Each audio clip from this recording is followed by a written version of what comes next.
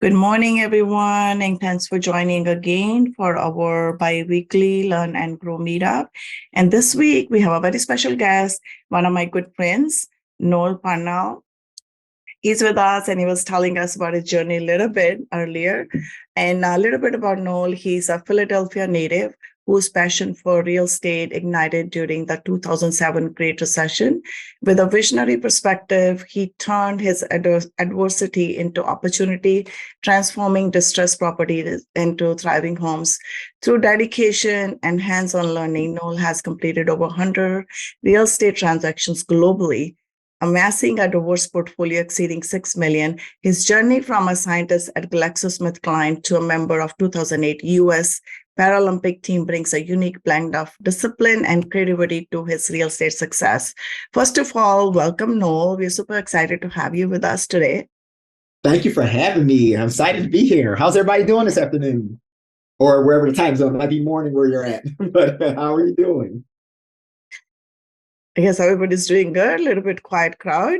So today our topic is navigating broker relationships with confidence. And this is one of the important topic that everybody every now and then ponders on and wanting to build strong relationship with the brokers.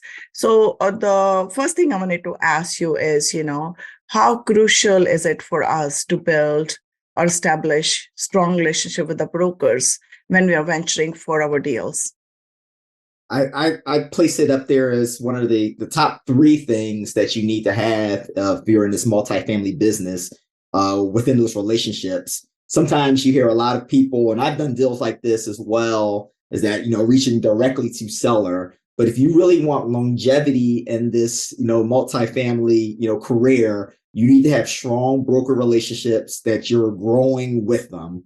And I always advise people to, form those bonds with those brokers because it'll be, advantageous to your career.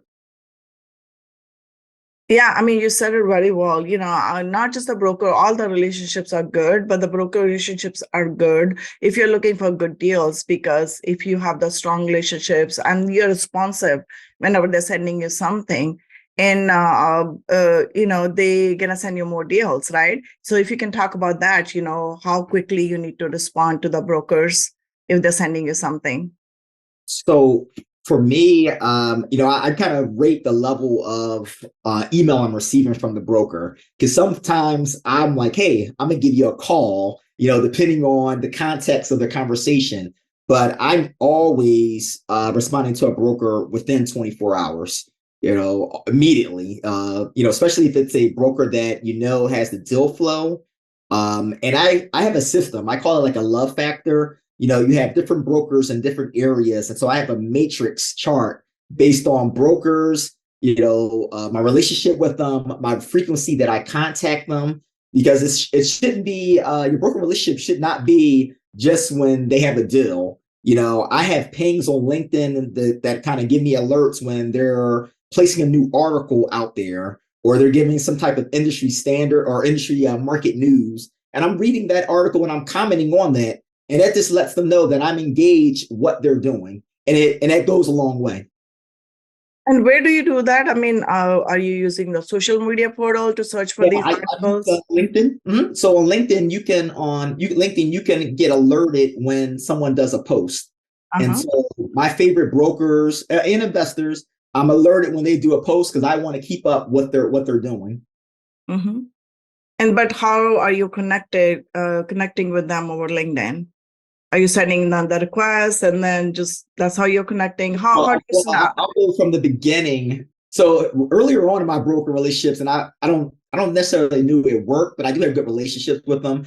I would kind of, if it's a new area, I would source my brokers through CoStar. So there's a CoStar link where you can find the top brokers in every area. They have the CoStar Gold Award, and it can be for it could be for all categories, but I'm always looking for the top multifamily ones, and it'll give you the top three. And from that list, I'll provide that link if anybody wants to know what that link is. I would go and I would provide lunch cards for them. And it's like, hey, this is a $25 lunch. Have a great day. And that's what I would do just to kind of get, in with them. And I kind of moved away from that just a little bit, just because when you're new in the game and you're new into multifamily, and you have a top broker that's been winning awards and awards for over 10, 15, 20 years, they pretty much have a pocket list of go-to folks that that they're already kind of reaching the really good deals too. And to kind of break that seal, you either need to team up with somebody, or you need to be somewhat intriguing where they're like, you know what, let me listen to this person a little bit. And so, good conversation starters for that is it's not stalking your broker, but networking events so they can put a face to the email so they actually know who you are instead of just a blind email. And so that's what I do for like these seasoned investors. I really want them to know, like, hey, this is the face and the personality behind the email. And so, make sure your elevator pitch and you making sure that whatever you're talking to your broker about is something of substance. No one wants to have their time wasted with like sometimes small, chit chat. There's some nuances to that, but some of the other things I've done for broker relationship, and especially with some new ones, is that I would build with another hungry broker within that brokerage. So I'm at this age and I'm year 4 into multifamilies. I'm looking for someone just as hungry. So now we can have that relationship throughout. And that means we're sourcing I'm telling them what type of deals I want. They're bringing them in. I'm buying them. It's always the courtesy. I would say this should be written in stone also. People don't do it. Whatever broker that you purchased that property from, when you're ready to sell it, bring it back to them. It's just a common good courtesy for that. Interesting. And you said you start with or begin with CoStar. So wanted to ask you if you can highlight that process, like, kind of in a little bit more detail, like how you are finding the right brokers in your area. And then the second step you do is connect with them on LinkedIn. So if you can highlight that for us one more time. Yeah, so CoStar has a broker, like it's called, like, I think you can Google it. It's like CoStar Broker Awards, and when you have it, if it doesn't come up, I'll get the link for you. CoStar Broker Awards, and within that, you can look at any area and you can find out who has won the top broker for whatever city or area you want to be in. And from that, I would contact those guys on LinkedIn.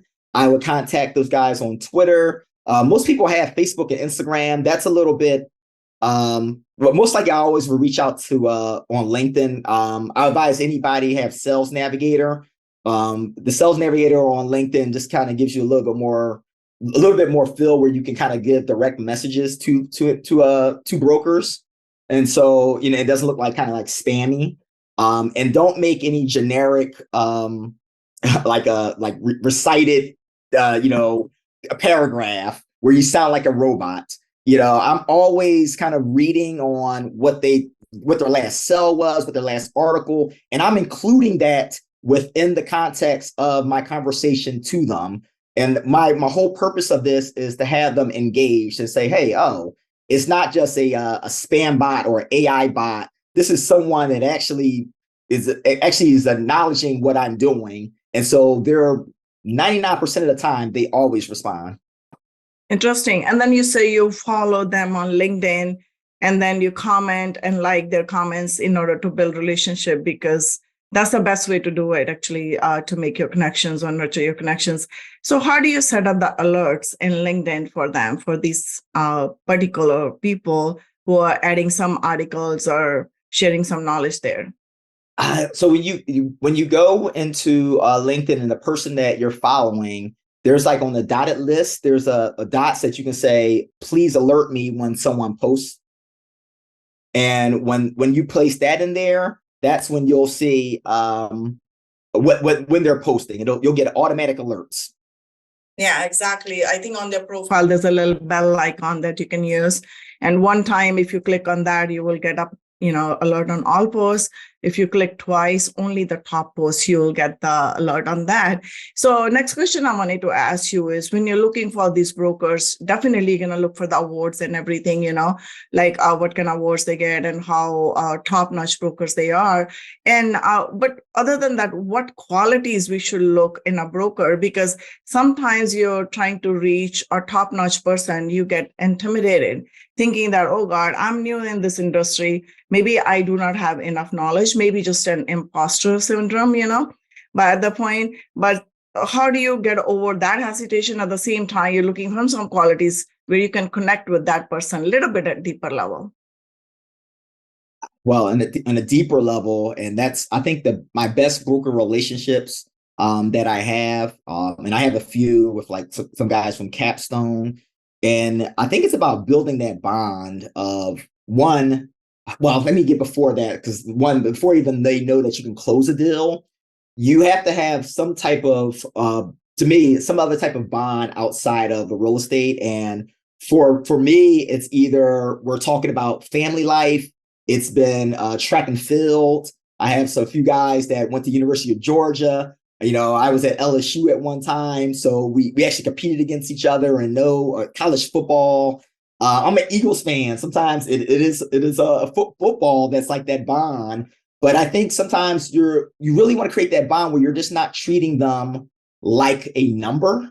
And that's the tricky part, because it is still marketing to be an elite, I guess, person, and in relationships with the brokers. You need to have a constant schedule of how you're communicating with them. You don't want to always just bother them constantly per week. And so I have a system that I have a ranking like, hey, I'm making this broker right here is a A-level broker. So I'm doing maybe one in-person meeting with them per month, and maybe 2 phone calls or 1 phone call a week. And it's just like, hey, how are you doing? And it works. I still have emails where people or calls where say, hey, I'm sorry, condolences. Like we talk to our brokers and they're like, my mother just passed away. So things get really personal with that relationship and the growth.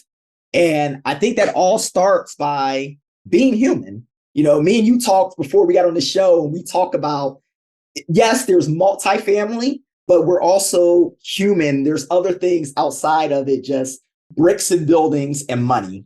And once you kind of, not to say this, you just toss it to the side, but actually know there's another silo through that, I think that's when the really great relationships blossom. I agree on that 100%, because it's not just the real estate or the multifamily where you build a relationship. You have to go beyond that. You have to touch somebody a little bit deeper at the human level, like you said, there has to be some commonality. So at this point, I wanted to ask you if you can walk us through your journey, maybe share one example where you started building a relationship with the broker and it turned out to be like a really sweet relationship over the years that you've been nurturing, because that'd be really good. Because sometimes, I've seen that people struggle. First time they make the connection, they talk. Second time they're struggling. Okay, what should I talk to a broker? What I'm going to talk, other than the numbers, the underwriting of the deal. I do not have any commonality or any common ground where we can take that conversation off to the next level. Yeah, I'll give you one for a recent one that we're kind of, I'm pretty sure this deal will close. The small deal in Atlanta, the broker is from Capstone. Our bond is that we had track and field, but we talk shop outside of the real estate. And what I would say that leverage is that the deal that I'm looking to purchase, he's allowing me to actually speak with the owners. So we're going to have a sit down and speak with the owners and find another way of giving them equity into the deal, bringing them a GP and lowering the price. And that's where I say broker relationships are like at its finest. That's where it's so important. So he's willing to kind of lower the price, allow me to lower the price, knowing that's part of his commission, knowing, guess what, when I sell this building, it's going to be, twofold, and he'll get it on the back side. So he's allowing me right now to talk with the owners and negotiate how we're going to lower this price, and I'm going to give them equity, and we all win. That's awesome. Yeah, brokers do have that power because they have like an insight into the seller side as well as they are understanding your side of the stories too. So they're kind of in the middle. They can help you write your story better if you are on the good terms with them. I really love that. So let's talk about some of the common mistakes that investors or, us syndicators or the operators make when you're trying to reach out to brokers or trying to get to that level or comfortable level when you get the first steps. I would say, your average investor or lower tier investor offers no incentives or referral sources to have the broker motivated, and an elite one is always looking for incentives and how we can work together and grow together. Most minimal people just think about me, and that's not a two-way relationship. I guess it also, some mistakes are that they rely overwhelmingly on emails. And emails, while they are, I guess, effective, they have no personality to them. So as I mentioned earlier, I always wanted to make sure someone knows a face and behind the name of the email, something that's generic. Because you have to remember, a lot of these brokers are receiving hundreds of emails probably a week from people just like you. Syndications are very, very, very hot and sexy right now. So a lot of people are just probably shooting them out there. How are you going to stand out?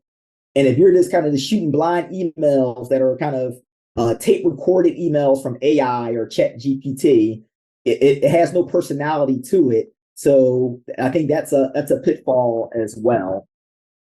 Let me think something else. That's about it. Not it. They don't build the bonds with the brokers. They keep things strictly business. The bond is stronger when you kind of go outside of those lines. Thinking what else? They try to go by. I see this happen too before, which brokers don't like, is that they try to bypass the broker and go directly to the owner. That never really fares well either. And once you get a bad name in here, it circulates very quickly. Yeah, it's a small world. By the way, this portal is open for everybody to ask any questions, I mean, it's not just me. I mean, anybody has any questions regarding building broker relationship, please ask now. Yep. And also, I put the link in there for the CoStar Power Brokers. So once you go click on that link in the chat, you will go to the side and you'll look at winners. And when you click winners, I'm actually going to do it right now while I'm with you, because I forgot. You can go to annual award winners, and you can choose your market, and then you can choose the year that they won that Power Broker Award. Awesome. Anybody has any question before I move on to the next question? Please ask. It's interactive, Well, I got here a little bit late, but I was tied up another call there. But brokers also, it's all about relationships, right? Like Noel's talking about, and they get bombarded. Hey, you got any great deals? Well, yeah, but they also have guys like Noel, if they're worth playing with, then you've got to build that relationship. Everything flows from building the relationship. Totally agree. Okay, so next question I want to ask you, since nobody has a question, is about the underwriting. I think there's Barb is asking the similar question too. If you have underwritten a property and decide not to proceed, what is the best way to speak to the broker about that and build that relationship for a future deal? So my role is that I'm always upfront with the brokers. So I'm always giving, and I haven't done this in a while, but I used to, what is it called now? It's called Loom. And so earlier on, about 3 years ago, I used to tape my underwriting and put out little pointers in there. And I would send it to my broker, and I would say it wouldn't be longer than about 5 to 7 minutes. And one of the things I would detail in there is that, hey, is there anything off-putting that you see on the numbers I have in my underwriting that is different from yours? this is the price per door that I'm seeing. At that time, I didn't have CoStar, but I have CoStar now. So I just send kind of the CoStar reports with it. And then I'm also to say, hey, is this price close to your whisper price? And it's just kind of really quick so they can actually see like the underwriting from the screen that they have. And that's been very receptive because I'm actually in it and I'm talking through it. It's no more than 5 minutes. The reason why is that time is important to folks. So you have, and the attention span. So you have to make sure you're conveying what you want to get through that broker very effectively within that 5-minute video that you're sending to them. And that's what I would do before even submitting an LOI. And I've always had brokers that allow me to tour the buildings before submitting the LOI, because once you submit that LOI and it's accepted, you don't want to back out after that. It just leaves a bad taste in brokers' mouths that, oh, you're not serious about that, or about this bill, about even just doing business with me. So I have a follow-up question for you. I was thinking, how once we get the deal, we underwrite the deal too. And a lot of times our underwriting is different than the brokers, So I need to understand from you, if you have some insight into what strategies these brokers use to ensure that their underwriting aligns with the current market conditions or the realistic expectations. Their underwriting is very sell driven. So I'm always placing and a lot of the times, some of the times their comps are sometimes their comps are I don't want to misspeak on brokers too much on this. Or sound like I'm bad mouthing them. But we know sometimes I'll get I'll get the OMs or the pro formas, and what I'm doing is I'm always just double checking them against what I'm seeing on CoStar. And I always advise, if you don't have CoStar, try to find someone that has CoStar access or pay for it. I think that's paid dividends to me, because now I can filter what I want from what they place in the pro forma and saying, hey, you place this on your pro forma. This is what I'm seeing right now on CoStar. It is not telling them that they're wrong and say, hey, am I doing this? Am I seeing this incorrectly, or am I reading this incorrectly? It's all about the wording, because you don't want to kind of call them out like, oh, you don't know what you're doing. You don't know your job. You just kind of phrased it in a question. And from that, I've gotten buildings down from 150 to a door to almost. This one is going to be at 101 a door, just because I gave that information up. And the CoStar reports to it. So you just can't say I'm seeing it. I never sent anything saying, oh, you wanted $150,000 a door, but my underwriting is saying it's at $100,000 a door. Why? So that's because arbitrary. I'm sending it with a factual document that they're using as well as CoStar, because I know they're using it as well, and saying, hey, this is what I'm seeing for this class size building right now in this area. Am I doing this incorrectly, or you have something else that you're seeing, or that you looked at that you were giving that $150,000 a door for? And from that has always worked. So basically, I think, again, correct me if I'm wrong. Again, this is my perspective. Maybe they take the present value, whatever it is, and they are also taking some future into consideration too, because they see many deals. I'm talking about the experienced brokers. So it's many deals, pass by their desk, and they exactly know what's happening at the present and the deal, and what could it look like in the future, 2 years from now, 5 years from now. And accordingly, they're using some of the numbers. And then that could be different than the way we are underwriting our deals, maybe a little bit, because we wanted to see a little bit more to it. And sometimes our underwriting does not 100% align. So that's the reason I was asking you, like, what specific strategies that they use that we can keep that in mind when we are trying to underwrite our deals, to see, like their BOV, like broker's perspective or broker's opinion. Yeah. So I guess you're saying that they're always writing for the future. Mm-hmm. Yeah. And I underwrite and I buy buildings for what they're worth right now. I never purchase a building for what it can become based on numbers. Even though we do underwrite that way, I'm basing it off if I get the building today, what will it cash flow today? because that's the only thing I know. I don't have a glass ball to know what's going to happen next year. I like to think, there's no safe bet here, knocking on wood, but I like to think that it's kept me safe where I haven't had to do any cash calls. And, I have never been negative in any of the buildings that I'm involved in. And to answer your question, like if they're underwriting that way, what are some tips to counteract that? I think it's this really the community. It goes down to communication and showing why you're why you're differing from what they're projecting. Yeah, exactly. Not basically the question that I wanted to ask was, how do they arrive to an accurate BOV, broker's opinion of value? So what strategies they use, if anybody shared with you, any other brokers through your broker relations?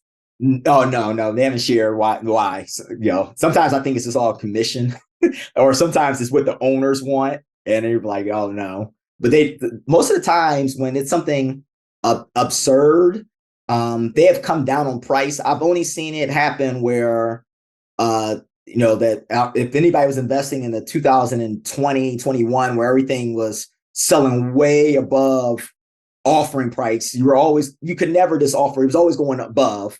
That's kind of the only time where I was seeing like, it wasn't making sense, but that was the era and the time that you had to overpay if you were going to win on a product.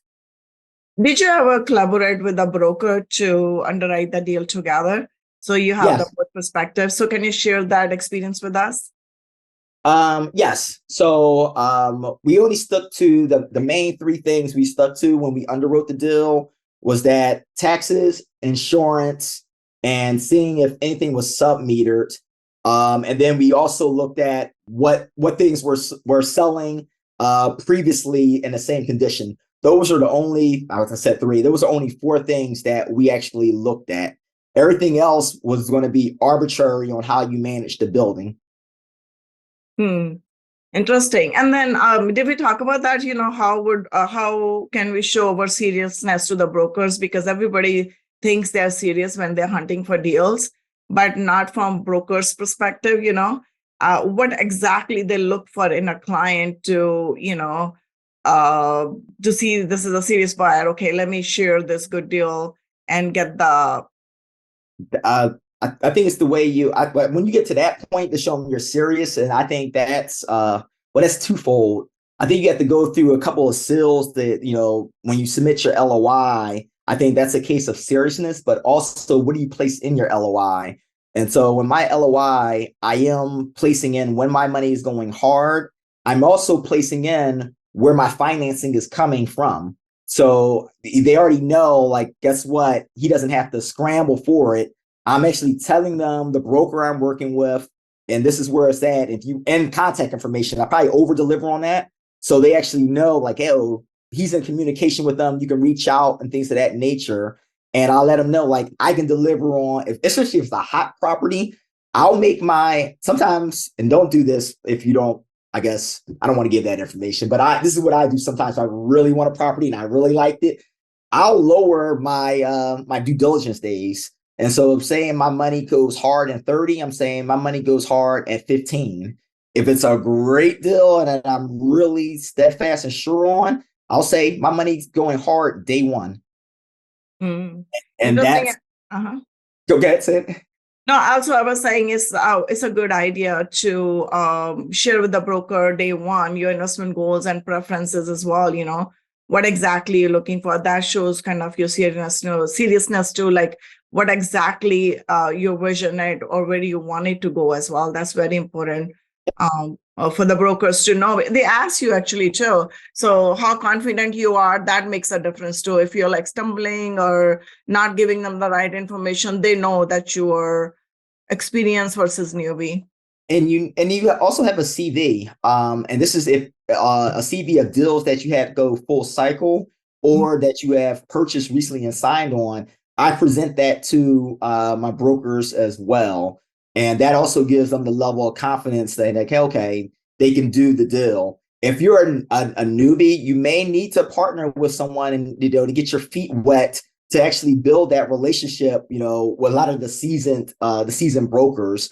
unless you're going into a lower level deal that's going to be a very, very heavy lift value add building. Interesting. So once again, I'm going to ask everybody in the audience, if you have any question, please ask now because it's an interactive session. So somebody might have some question or some experience with the broker that you wanted to share. Oh, I see a question from Barb.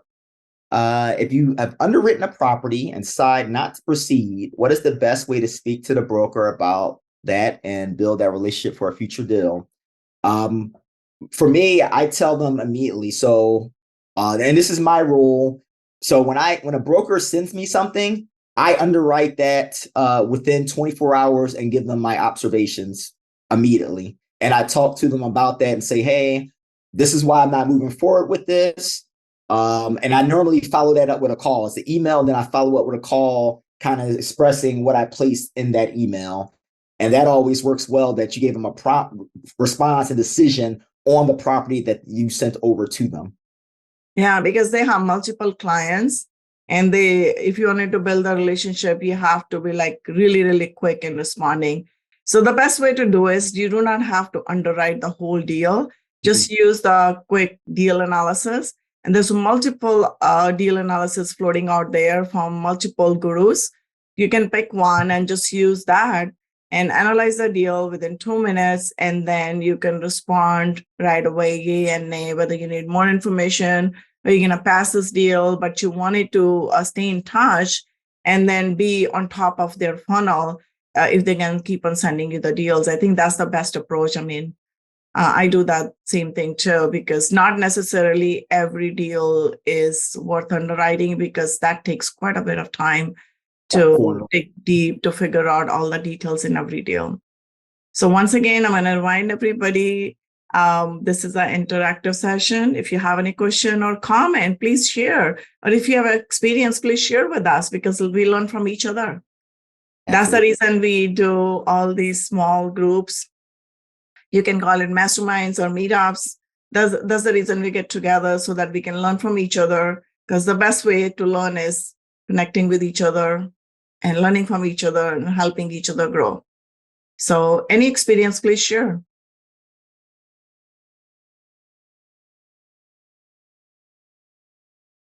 Oh, I know everybody's super quiet. Super quiet crowd today. I know. Well, let me throw something out there. We're very active right now in the mobile home parks. Okay. We have a little bit of an angle, so it gets some visibility. So we're using shipping containers to rebuild these mobile home parks, category 5 level. We use hemp-free insulation. We have solar company, all that kind of stuff. Have you done any investing in mobile home parks along that way? I haven't invested in mobile home parks. No, I'm not familiar. Well, I'm familiar with them. I just haven't. I'm not well versed in to speak to it. Yeah. But I think the basics should be the same, Gene, right? When you're trying to build a relationship, regardless of the asset class. I don't think asset class matter. That comes later, because when you're looking in the numbers. But first step is just building that trust relationship so that you're on the same page, you know, whether it's the broker or anybody else, lender or property manager, I would say, or your investor database too, you know, that's the first thing. And there is a question from Barb. She said, do you use similar strategies in speaking with lenders? Of course, I would say, because you need to have an in-depth knowledge of your deal, and you need to have the vision where you wanted to take your deal to, and then what exactly you're going to be doing over the course of time. And accordingly, you're going to be talking to the lenders, you know. And then some of the lenders, they are super sweet. They just ask you, when you get the deal, even you didn't even underwrite the deal, they ask you, okay, share the deal with me. I'll underwrite it for you and I can tell you what's going to happen. That's another option for you. But I would say just do it yourself first, and then have the basic understanding going before even you go to them. But no, share your thoughts. No, I echo your statements. And I have my Berkadia.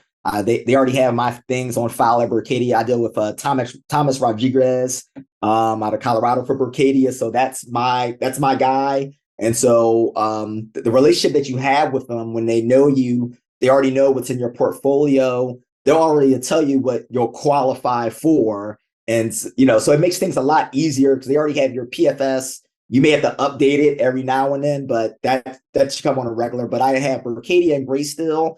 I deal with two people there, and I have that relationship with them. And I have relationships with other like smaller banks and credit unions.